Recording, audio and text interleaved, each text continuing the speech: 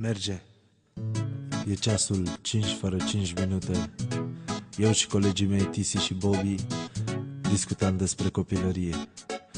Și din discuție în discuție, uite unde am ajuns și ce-am creat. Îmi aduc aminte când eram copii, golăneam pe stradă, făceam nebunii. Șterpeleam un măr sau o pară din piață, stăteam la Caterinca zi și noapte, ce viață. Mi-e dor de clipele când eram la liceu, de profa care ne punea țânțe mereu. Ce gagi care eram, câte fete agățam, ce tari ne dădeam și n-aveam niciun bani.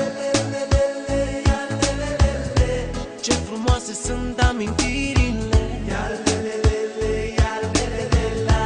fac parte din viața mea și a ta.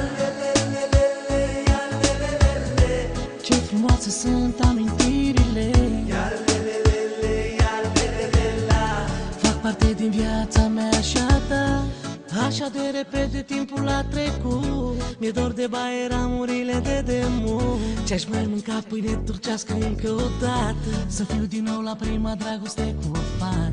A sta din nou pe gard în fața blocului, de o miuță cred că e dor oricui. Mă striga mama, nu vroiam să intru în casă, am fost cu toți copii și am dus o viață frumoasă.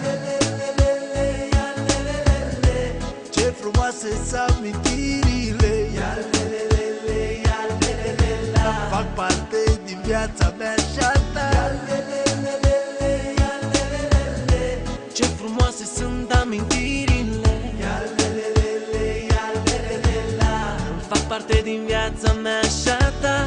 Mi-e dor de vremea când umblam cu cheia la gând, de prima bicicletă cumpărată din târg, și pe o gumă turbo aș da orice deliciu. Sunt norocos că mi-am făcut orice capriciu. Am pus pe hârtie câteva amintiri, erau momente pline de fericiri. Și dacă ți-a plăcut, dă like la piesa noastră, că piesa e făcută la cererea voastră. Ce frumoase sunt amintirile, fac parte din viața mea și a ta. Ce frumoase sunt amintirile, fac parte din viața mea și a ta. Ce frumoase sunt amintirile, fac parte din viața mea și a ta.